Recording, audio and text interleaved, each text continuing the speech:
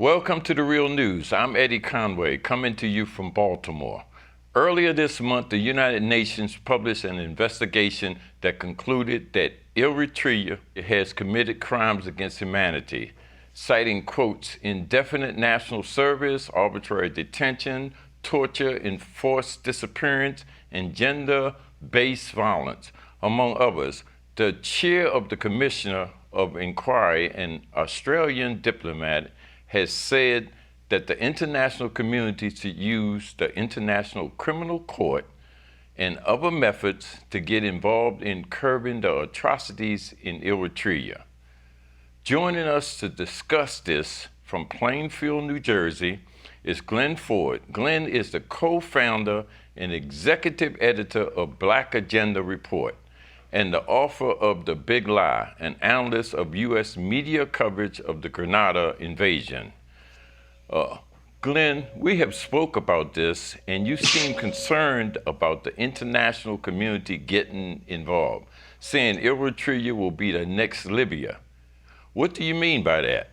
Well, they're clearly gearing up to do to Eritrea exactly what they did to Libya. They're trying to call it an outlaw state, and they're hooking it to these allegations by this United Nations panel. I want to make very clear, this UN panel is controlled by the United States. It's the same panel that has placed sanctions against Eritrea for years, charging that this secular, I mean steadfastly secular government in Eritrea was somehow helping the Shabab in Somalia, which is a ridiculous charge.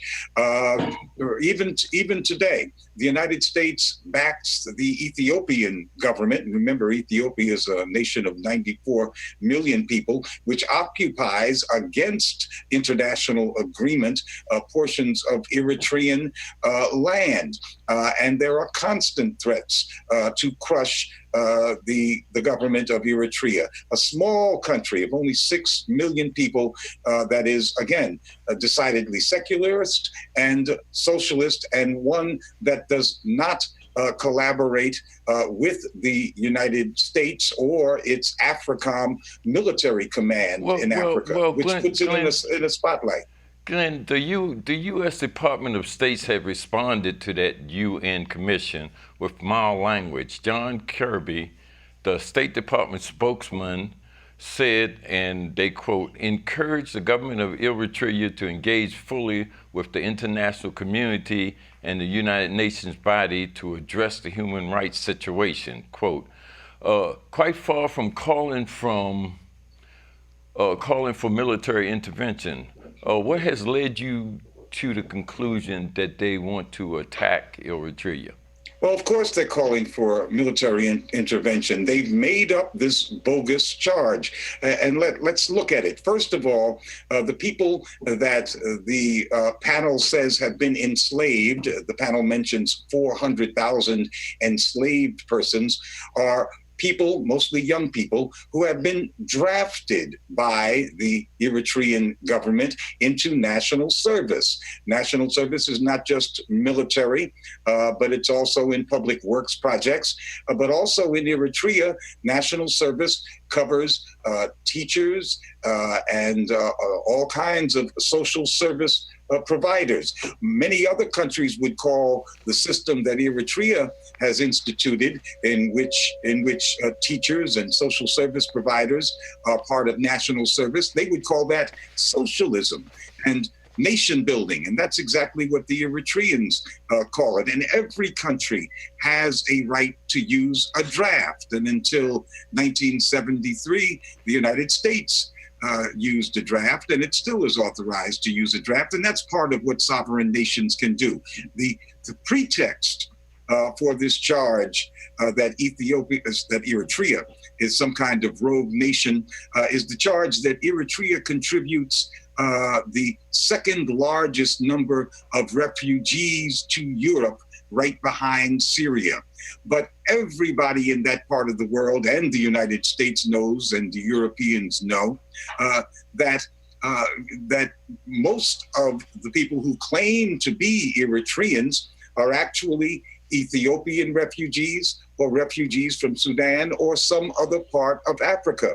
Because what the United States and the Europeans have done is to give special status to Eritreans, so that Eritreans or people who claim that they are Eritreans get the right to remain in the country in Europe that they emigrate to, and others are turned away. It's very, very much like the US policy in Cuba, where the Cubans had special status. But Glenn Ford, let me jump back first to the national service thing. It's indefinite. I mean, I understood America has, China and every other nation has a right to draft people for national security, and especially in time of war, that might even be for the entire duration of that war. But isn't Eritrea putting people in the national service with endless kind of service status? There's no end to it, or how do you explain that?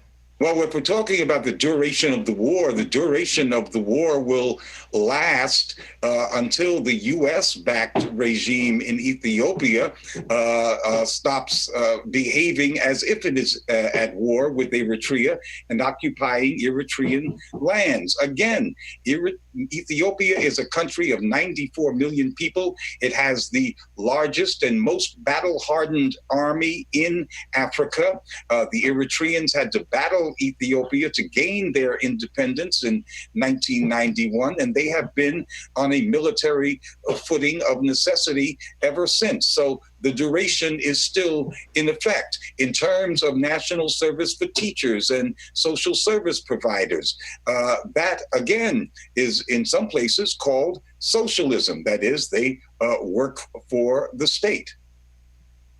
Okay, but I can see you are opposed to the international community getting involved, but I don't know why you keep calling it the international community. These are panels that are controlled by the United States and Europeans. And the United States and the Europeans always refer to themselves as the international community. And everybody else is, well, something else. Now, this is a question of sovereign national rights. It's a question of facts. It's a question of who is actually the reason for these hundreds of thousands of people trying to emigrate to Europe. It's a question of the collaboration between the United States and Ethiopia, which only this week has been circulating rumors of war with Eritrea. Mm-hmm. Well, okay, but you're saying this is not a United Nations sponsored panel. I mean, is there opposition from somewhere within the United Nations community? Not necessarily about this report, but about the relationship between Ethiopia and Eritrea? This particular panel is controlled by the United States. If you know something about the political geography of the UN, different panels are influenced by different parties, but the United States is by far the biggest influence in the UN, from who gets to be Secretary General on down.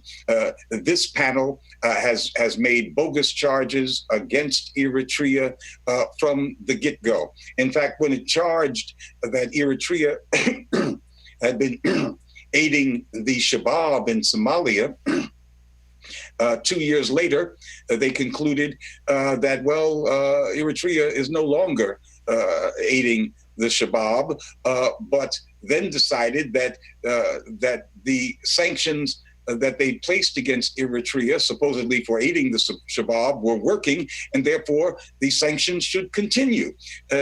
These are political tools of the United States. The International Criminal Court, which this panel wants to take up the case of Eritrea, only indicts Africans. You're familiar with that situation, and they are a tool of the United States as well. They have never taken legal action against any ally of the United States. They won't take any against Ethiopia either, because Ethiopia is one of the big sticks that the United States uses to keep the rest of Africa in line. And Eritrea is one of the very few countries in Africa that bucks the U.S. military and economic system.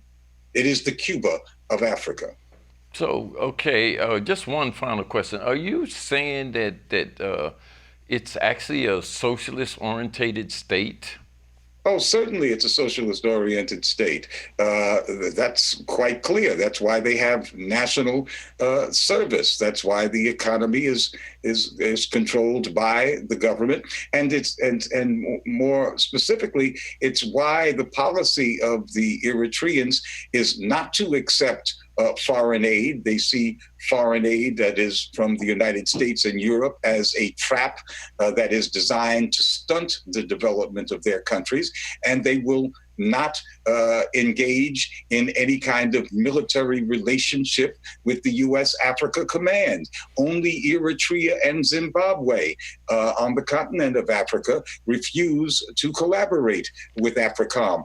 That puts them in the crosshairs of the United States. That's why the United States is now threatening to create a situation in which Eritrea could be called an outlaw nation, its case sent to the International Criminal Court, and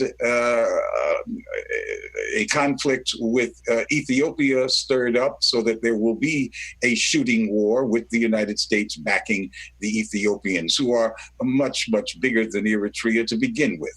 Okay, well, thank you for this update, and we're looking forward to hearing more as this situation develops. So hopefully you can join us later in the future and update us again. Thank you. All right, and thank you for joining The Real News.